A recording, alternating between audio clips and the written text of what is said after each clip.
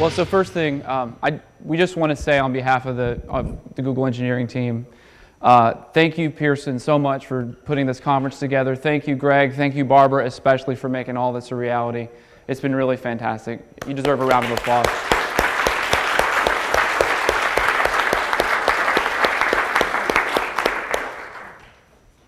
Secondly, I want to say thanks to all the speakers. I know everybody put a lot of time in their slides. What I'm hearing is that most people have been getting a lot out of these sessions. We tried really hard to make a balance of, breadth and also depth. We hope we accomplished that, and it's really due to the great speakers that we've had here today. So a round of applause for all the speakers. Thank you so much.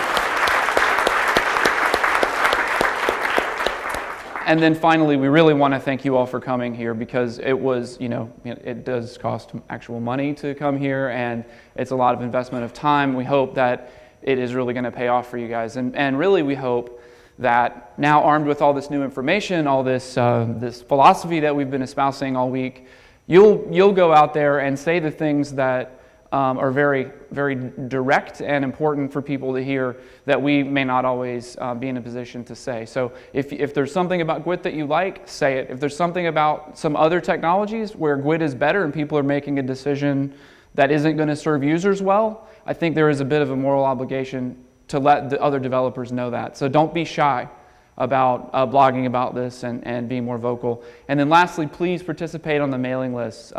It is a great place if you've never been there. You can ask simple questions, complex questions. We're all hanging out there every single day. We read these messages and reply to them as well. So please participate. Anyway, thanks again for all you guys for coming.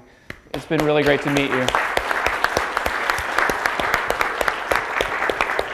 And then lastly, I want you to actually quickly meet everybody on the team so that you'll feel that much more comfortable getting on the mailing list, asking questions directly, using people's names.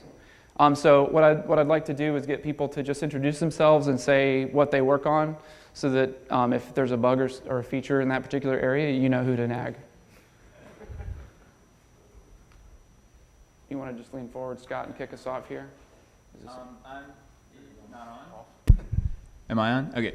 I'm Scott Bloom, and I'm kind of in charge of the sort of tools side of GWT, and personally what I spend most of my time on is the compiler. Compiler guru is another way to say that. Try not to strangle anyone. My name is Joel Weber. I am primarily responsible for the client-side libraries, UI in particular.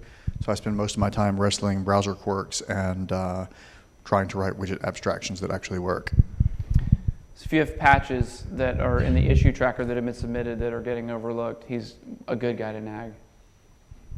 I'm Eric Ayers, and I'm new to the team, so I can tell you that I'm responsible for very few bugs in GWT. And I've been working on documentation for the past few months and trying to make the documentation a little more accessible for the 1.5 release.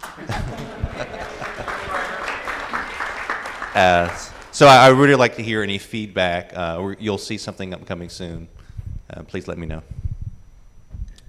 I'm Keith Flatfoot. I'm also working on the new documentation, actually trying to dramatically expand the Getting Started guide, so you can get a head start on GWT that way. Keith's got a really cool sample that basically shows how to start from scratch and use essentially every feature in GWT. It's really good, yeah. I'm Alex Rudnick, and I am also helping with documentation, but I'm building the application side of that. We're putting together a new browser that's going to display the wonderful documentation that Eric and Keith are putting together, and hopefully other things as well, but, documentation browser. See, we're taking this documentation stuff really seriously. Hi, I'm Bob Bauder. I was a 20% transfer into the GWT team.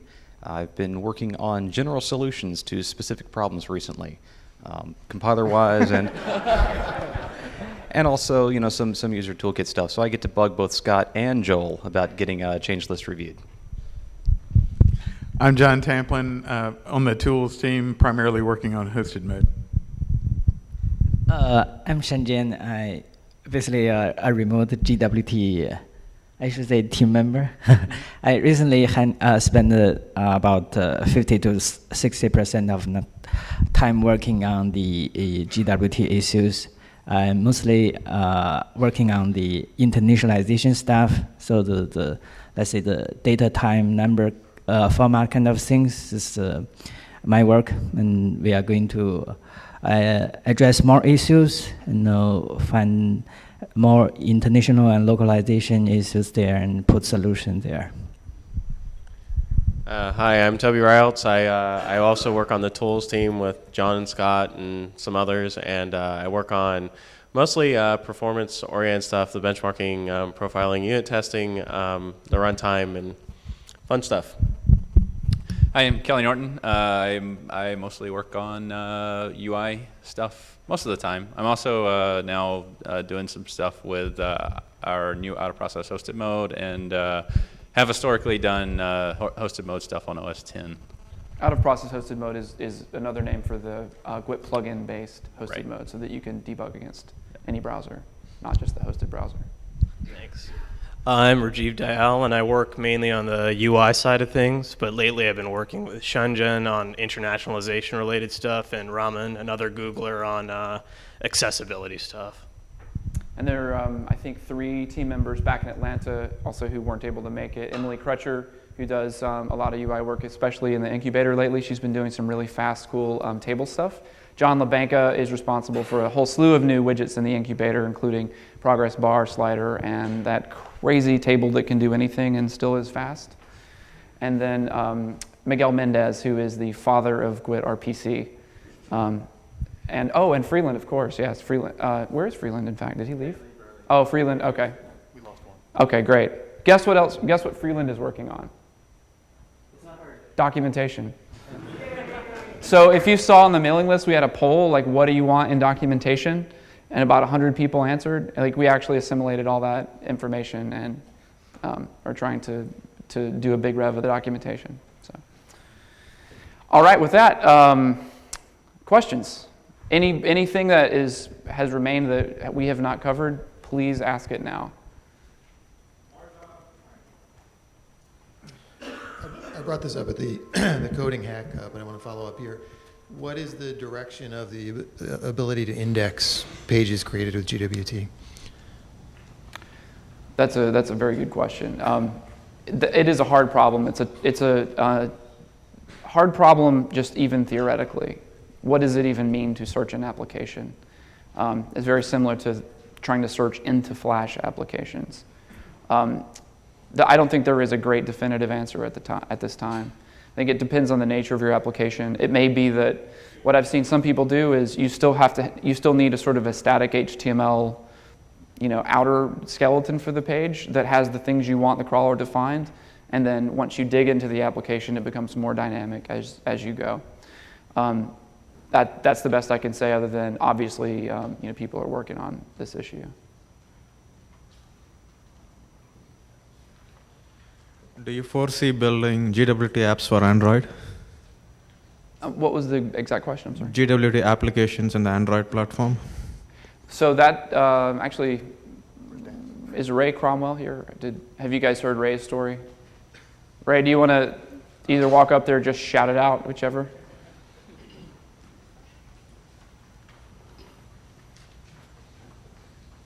Yeah, I've been doing a lot of work recently on trying to make code in GWT portable that can run both on Android and also in old-style Swing applications, but also in like J2ME and Android.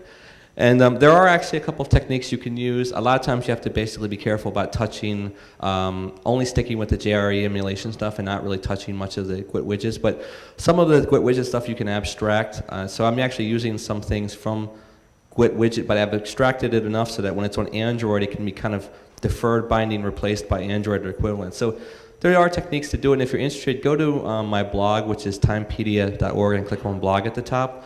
And from time to time, I'll put up some articles and tutorials discussing some of the tricks that I've used to make code sort of portable between GWT and Android.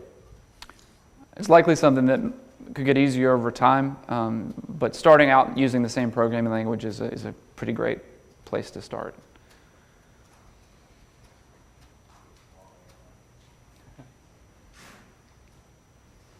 How do you guys have a process, or what's the general way you decide to add features and abilities to GWT? I know there's a million of them that people want, and I'm sure everyone has pulled you aside at this conference and begged and pleaded for something, but there's only so much you can do every release. So how do you make the list and go forward with it? Does anybody want to talk about that in particular?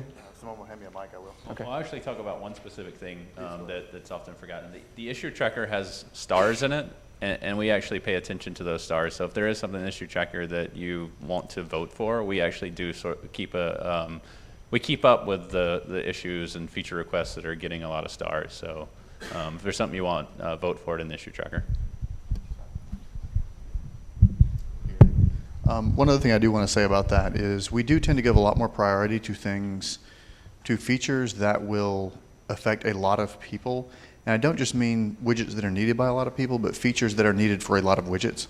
So there's nothing particularly blessed about a widget or other library being built into GWT user, that core jar. What really matters is if, for example, like one of the patches we're doing in 1.5 is enabling context menu as an event, because that's actually fairly difficult to wind in from the outside. So those in particular are the things we're most, at least short-term, concerned with, because they make it impossible, or at the very least difficult, to build certain things.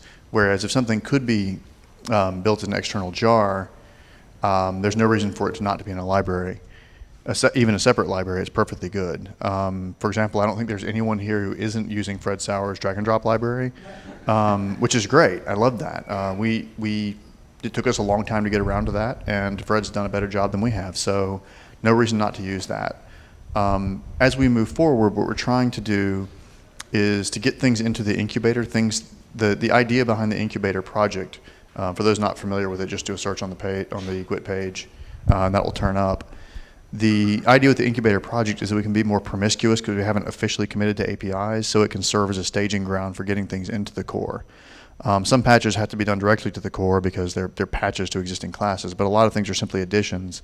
They can sort of ferment, if you will, in the incubator until they're really solid, and then we can move them in. And we'd like to move more to a model where that serves as a staging ground, and I think that will actually clear up a lot of roadblocks where in the past we've said, well, I'm not sure if it's quite ready for prime time. It can live there for a long time, become stable, and then we move it in. And that's our process moving forward. And there's a small component of it that we're sort of unapologetically opportunistic to. So there are things that come up that aren't on any plan that are important, and you just don't realize it until halfway through a development cycle. When that happens, you have two choices. You either say, sorry, it's not on the plan, it's not going to happen. Or you say, wow, this is really important and we just missed it, and it will really matter to people, and the marginal cost of getting it into this release is worth it. And so, it's open source, so you can continue to build it from the trunk anytime. We'll delay a release by a few weeks or a month to get in an extra set of features rather than waiting until the full next cycle. So if it seems like controlled chaos, to some extent that's intentional too.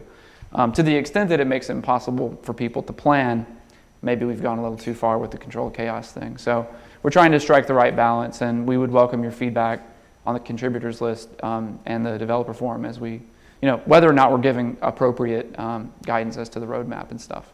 If that's not the case, please let us know. I think there was a nice nuts and bolts technical question about Phil, don't be shy about implementation, lining inheritance, and why don't we queue up a couple of people in line behind me here? We can cache some questions. So who else we have? Okay. Yeah, actually, I just had a quick question about implementation, inheritance, and how that kind of fit into GWT and the design of it, because it's something that I think was mentioned in the previous talk, and I'd like to hear a little about that, please. Who wants to go first on that?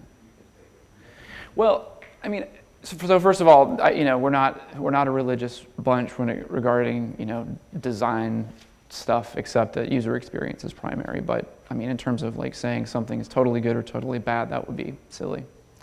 But it just seems like every time we design something around implementation inheritance specifically, the amount of headaches that it causes are far greater than the amount of benefits that it provides.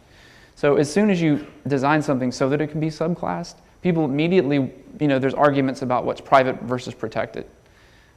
There's arguments about when I override something that's protected, am I supposed to call super.foo or not? And if I am I supposed to call it at the beginning of the method, the middle of the method, at the end of the method, or is it my choice? You can kind of deal with some of that through very, very careful design and planning and using design patterns extremely carefully, like template methods and so on. But realistically, the amount of forethought is not something that's required to make that work for a large framework is basically impossible. Like nobody can really achieve that.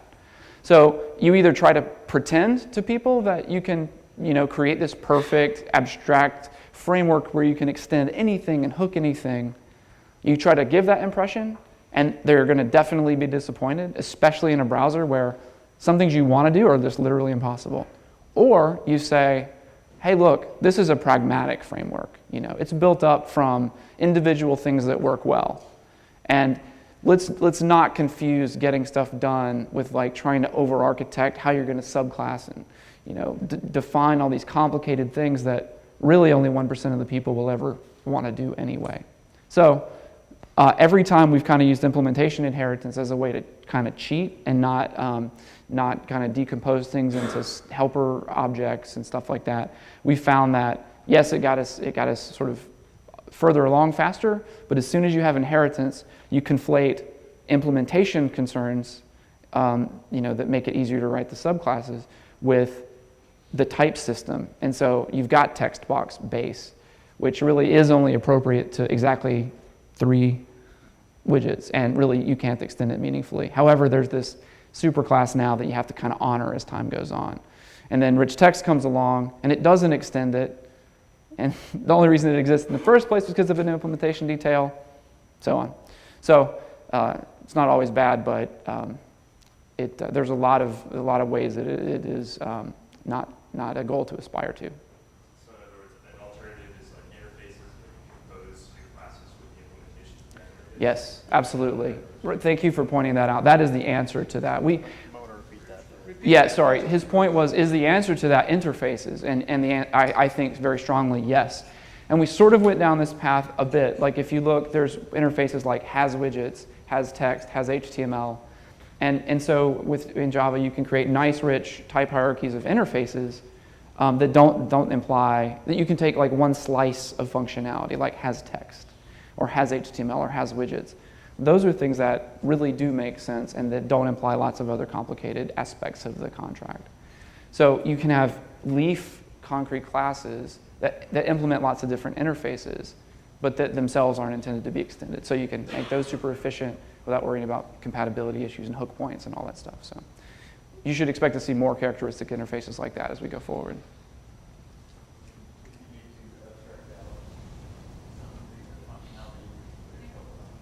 Right. Helper objects is a way to abstract out the functionality that you normally would have inherited, is what John said. So, wow, that was really long-winded. I'm sorry about that. My question is kind of, I guess, about releases. I know with 1.4, it kind of you put a ton of stuff in it, kind of it carried a little bit. And I know 1.5 is still coming out. Are you doing anything maybe in the future where you get more quicker releases out and stuff like that, or maybe you can just talk about maybe what you're going to do in that sense? Anybody? I think we're all very much on the same page here. Anybody can answer this question. I'll say it. Go ahead. Quarterly is our goal. We didn't want to sort of say it, loudly and proudly before we were sure we could pull it off. So, but that's what we're aiming for, is quarterly releases, and with that, a couple of milestones in between. We've been debating, sort of nightly builds, weekly builds, or maybe just milestone builds, and we think the sweet spot might actually be quarterly releases and milestone builds, like 2 milestone builds in that time. So maybe every 6 weeks or so seems like it might be the ideal. You're not having to upgrade too much, and yet it's stable enough that there's a nice chunk of stuff for you to kind of use without having spurious bug reports and things like that. So quarterly is what we're going for. I actually want to ask a question. We've talked about nightly builds. Can I just get a show of hands of people who don't actually build off the trunk who might actually try nightly builds? Is that significant? Okay. How about milestone builds? If we Yeah. say, here's a chunk of functionality, here's a distro. Okay, great. Cool. Very So good we're information. Not totally smoking Yep. crack. How are you progressing, and what challenges do you face in getting GWT working with Firefox 3? Just because I noticed my application didn't work at all.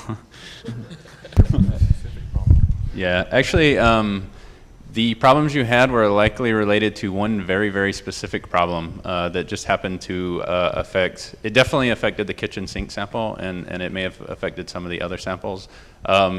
The underlying problem is that Firefox 3 has, and this is a little bit implementation, so if it doesn't mean anything, just ignore it. I'll sort of explain it at a higher level. Firefox 3 has gotten more restrictive about automatic adoption of DOM nodes across documents. That's to say, Firefox 3 does things a little different with regard to adding elements to documents. And we actually found the one bug somebody actually reported against one of the Firefox 3 betas. The fix is going to be in 1.5, and I'm actually running all the samples on Firefox 3 right now without problem. So for context, for the folks who haven't done a lot of JavaScript by hand, would this affect you if you had written, say, 30,000 lines of JavaScript as well? Oh yeah, highly likely. As a matter of fact, I mean, depending on what it's highly likely that if it did affect you, it would affect you in ways that would be kind of hard to track down, because the problem is that browsers have been really lenient in what they would do with multiple documents, and just as we were talking about wanting to sort of identify our invariants and make assumptions in the code so we don't have to write a bunch of spaghetti like code looking for the hard cases, these guys are doing the same thing. And so it sort of makes sense going forward. But yeah, if you'd written a lot of JavaScript code by hand, there's a good chance that you would be digging through, grepping for a pin child, and trying to find these call sites as well. And is the diffuseness of that actually is sort of the problem. Yeah. We can fix it in one place, you recompile, it solves altogether. But when it's diffused across a large code base, that's where you get into really risky situations. To what extent you consider DOM structure generated by the widgets to be a stable API? So when I'm writing CSS, can I kind of trust that the DOM structure doesn't change in the future? You want that one? So I would say if it has a name, and we're in 1.5 actually have gone through and fixed up a lot of the CSS names, not fixed, but added them where they were necessary. So that you can do things like rounded tab panels a lot more easily. To the extent that there are CSS names for them, it is considered a stable API. To the extent that there are not, it is not so much. Like for example, like tree items, and there's a really good reason for this. I think tree items right now have about six or so elements apiece. I think roughly. I think we can actually get that down to about 2. Which should make at least a 3x improvement, performance improvement in the tree, while existing styles that style to the existing name should continue to work. If we release a milestone build and it breaks styles that you have that you think are reasonable, you should probably complain loudly, and so we can see if there's a way we can keep that stable. But the intention is that the names that exist should be considered stable interfaces. The ones that do not might not be. Otherwise, we get into a very brittle situation where we can't really optimize going forward. And that has an effect on how you write your CSS selectors too. So instead of saying, TD dot style name, it would be better to say just dot style name, so that it'll match whatever if the element tag type changed, your CSS would still work.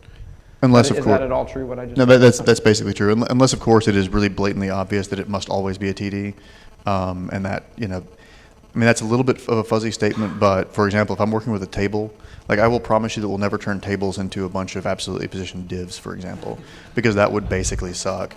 So there are probably cases where you can make very, very safe assumptions like that. But for the most part, if you code to the CSS names, and we've gone to some trouble to make sure that they're unique enough to where that you can do them effectively.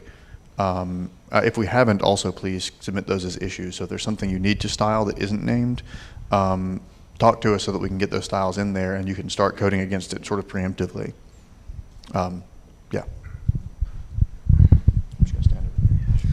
I've got more of a statement than a question.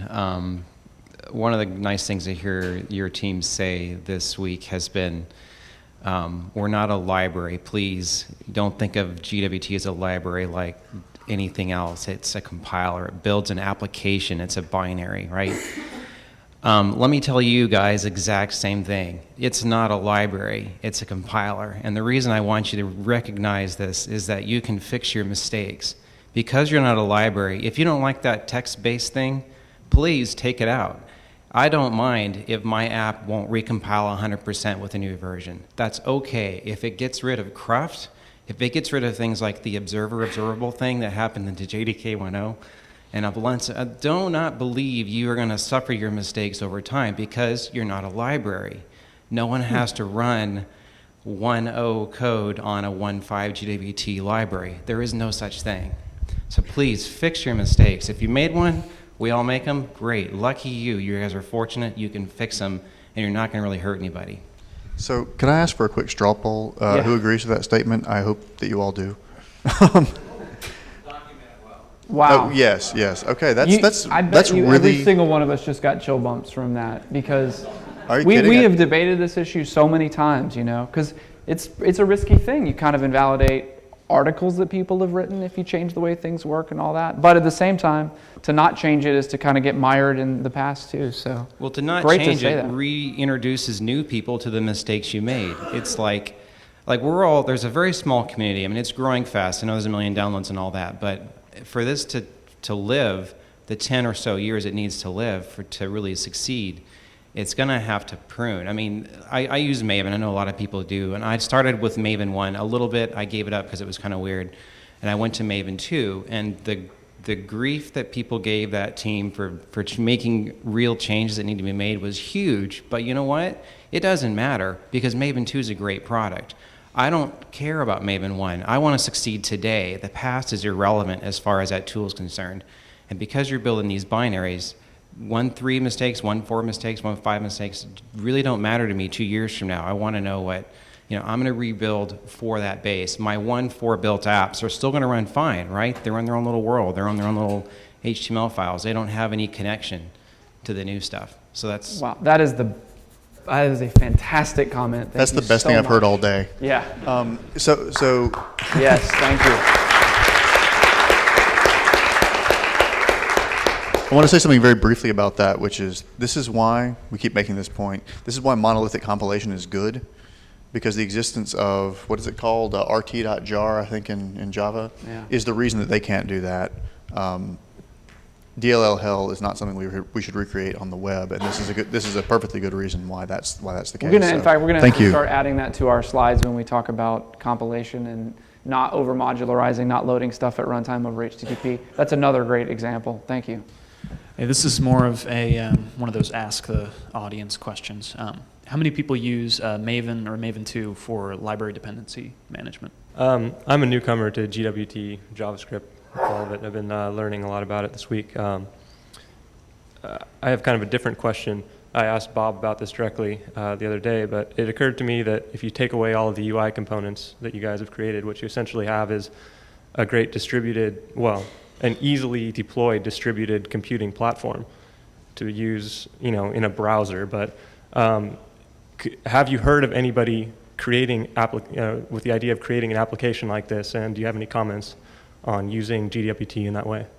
So I thought a little bit more about the conversation that we had, and presuming that you're willing to live within the constraints imposed by the JavaScript execution environment, that your numbers are a little bit fuzzy, you might have arbitrary precision and data set size. It's an interesting idea, to be able to say, okay, I'm going to take this application and simultaneously deploy it to many thousands of web browsers, just to see what would happen. It's a really neat idea, and it might be something fun to build as a way to look at can we really leverage many thousands of very loosely connected nodes. What are the fun things that you can do with it?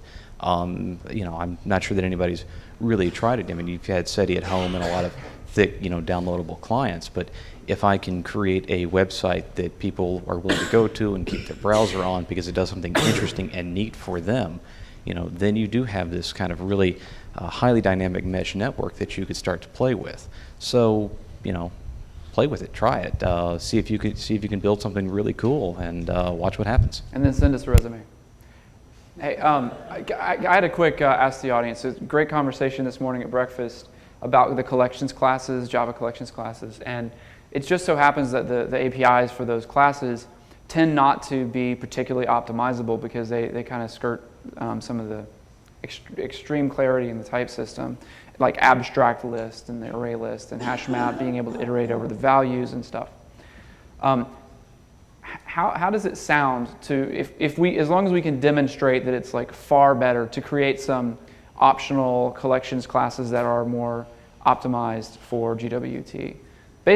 Same basic APIs, but the places where they can't be made efficient, we'll just chop that stuff out. Stuff that nobody really uses, but that we still have to implement.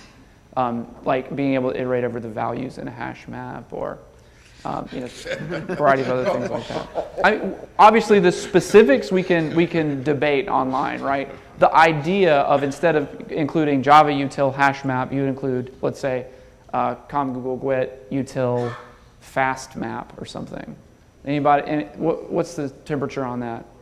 Before you say anything, can I ask, add a little bit of clarity to that? I don't think, correct me if I'm wrong, that you're suggesting actually removing the existing collections classes, but adding more efficient alternatives for cases where the efficiency becomes an issue. What Dietrich just said is that we really would want to have them on the server side as well, so that our code can be congruent. I assume is the motivation, which makes a lot of sense. So we need a show of hands, sort of, to if you are for that idea, would you raise your hand? And then if you're mostly against that idea, would you raise your hand if you're willing to? Okay. The comment made earlier about it being a mostly client-side application, framework, was a great one for me because I like the way my server side's set up right now. If it was going to move to the server side, then the one proviso that I would have is that you provide converters from one type to the next. I don't want those things written for GWT to come down and essentially pollute my back, pardon the crudity, my backside. For nobody needs a polluted backside. Nobody needs a backside. polluted backside. We don't want to talk about that. But yeah, so I mean, so for every one that you create, be able to switch it back and forth to its standard alternative, then would be a useful thing, I think. Okay. Let's move on. Okay, as I've been writing my app, I've discovered that every time I didn't style the hell out of anything that moved, I was unhappy later. My graphic designer is starting to whine, noting that my CSS file is becoming frightening and scary. Now, some of that's my complete and total dislike for documenting exactly what that style impacts, and that's my fault. But it does seem like I'm adding a style name to everything. Is that just me, or is that the way it goes? Every class or every object? I mean, you're doing it at the class level, right? Mostly. Like in the constructor, you're not styling different instances of the same class using different style names. Unless it's mostly, but there are exceptions where there's actually I happen to know that this is a dual widget, and in this context it's going to be a name with a little star, and in that context it's going to be a little preview icon. That I don't want that. The fact that I used the same widget for both to leak out. Mm-hmm. So in those cases, I styled the instance. Right. Yeah. That seems to be happening a lot. We saw a bunch of apps last night. What do you guys say? Is it just tons of style names everywhere? And is that a good or bad thing? I mean, it's no different if you did it in HTML. I mean, everything that is stylable has to have a name. Right? I was just going to add one little thing, and that is there's one little pain point in that if you document CSS as to where you're using things, you're penalized because it downloads. We're going to actually do some incremental things soon that will, at a minimum, remove your comments as it goes into deployment so that you can actually comment your CSS files. It's a minor thing, but it goes a long way, right? So we also found that we really wanted to do the equivalent of an image bundle where okay, I want to put a small style sheet that just is the style for my custom component and glue it all together later. Yeah, so right now in the incubator we are developing a couple of components. One of them is called Immutable Resourcebundle. We call it Foo Bundle for short. And basically the idea is we can take all of these kind of static resources that your app uses, like CSS, text, images, we wanted to play with sound, and basically give you a nice programmatic way to access it. But what's cool is because you are accessing it through a Java API, we can do whatever we want to your resources as part of the compile process. So like your CSS resources, we can take all of these different CSS files, minify them, and then possibly even do some fun stuff with advanced selectors that are difficult or nigh impossible to do on particular browser implementations. And that's what's great about having a compiler, a platform, is that we can do all of these kind of manipulations to your input and still produce very, very tight both JavaScript code and CSS code, and then images, the image strips and stuff like that.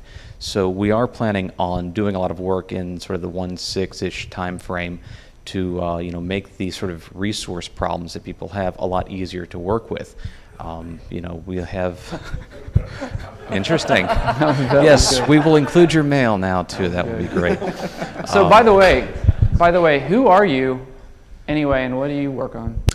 I'm Scott Ellsworth. I work for Google, and I write a tool that lets radio stations see the ads that we're going to play on the air soon.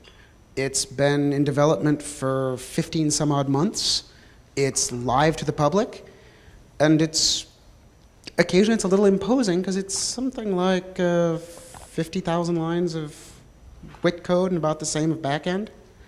I'd like to move a little more from the front end to the back end with time because I put a little too much processing where it shouldn't have been, but you learn. So we've been very happy with how GWT served us. We were originally going to use a JSP style front end, and we couldn't do 1/10 of the stuff we're even doing now in a convenient, pleasant, and happy way. So, cool. Just anecdotally about the Immutable Resourcebundle, for the documentation reader, I was trying to speed things up, like you always want to speed up your application. But when I switched all of my my CSS and the little images that were referenced in the CSS, just backgrounds and stuff, to the Immutable Resourcebundle, I cut off the load times by about half. I was really happy. It was on the order of 4 seconds to come up, and now it's like about half that. I was very happy. So it's very usable. It's in the incubator right now. And because it monolithically compiles, if it works when you compile it, you can ship that even though it had an incubator code in it. It's only a function of whether that happens to work for you. You don't have to worry about being subsequently dependent upon the incubator. I got a question a day or two ago about using incubator code, and if it works for you right now, and then it works. So you shouldn't have to be too nervous about using things in the incubator. Assuming you test your application. Yes, testing is very important. No, but everything I do just works. I really am that good. Did you have thanks, Scott. Did you have a question? Yeah, I want to come back to the plea to fix everything. As we were talking about the refactoring on this app in particular, we have more than 450,000 confirmed orders for the laptop. We have a number of people at this conference who are offering to help teach the children web design. Please don't give them the wrong idea. Do it right. And it will all come back to you many millionfold. Thank you. Great, thank you. And thank you for the work that you're doing. This is not a safe thing to do, but I'm going to do it anyway. I was just handed a note that www.earthtreasury.org is live. I have no idea what's on it yet, but there will be much more. So I'm sure Fred Sauer has already solved this problem, but there's about, I think, depending on the browser, 4 different ways of setting opacity, and I haven't seen that in the DOM class. Any plans to add that in, or should we just port the messy code from Scriptaculous into DOM? Yeah, we should do that. No question. In fact, if you'll either submit a patch or just an issue and stick my name on it, I will personally get to it because, as you say, it's pretty straightforward. It's just kind of not there and could be easily. So yes. I'm Scott Namath. I met quite a few of you last night. And I don't remember the entire thing, but it's nice to meet all of you. Thanks for the beer, by the way. You're welcome. I have a quick 30-second spiel here. I work with a special needs child in Kansas City, Missouri, and up until about 2 weeks ago, he was pretty high functioning. And then about 2 weeks ago, his mother called me and had me pick him up from school. He had lost all function in his legs. He was just released on Sunday from Children's Mercy Hospital in Kansas City. He's been diagnosed with Jean-Barré syndrome. I'm not exactly sure how to pronounce it, but that's the Missouri hillbilly pronunciation of it. It's very similar to MS, and it's pretty rare. The reason that I'm talking to you is I'd like to try to get as many get well cards as possible sent to him, especially from the international community that's here. So you can go out to my website, which is ussolutions.net, and his contact info is there. And I also have a stack of business cards that have my website on the back too back here. Oh, and the other thing is he has this strange hobby of collecting business cards. So if anybody would like to drop theirs off, right back here. Thanks.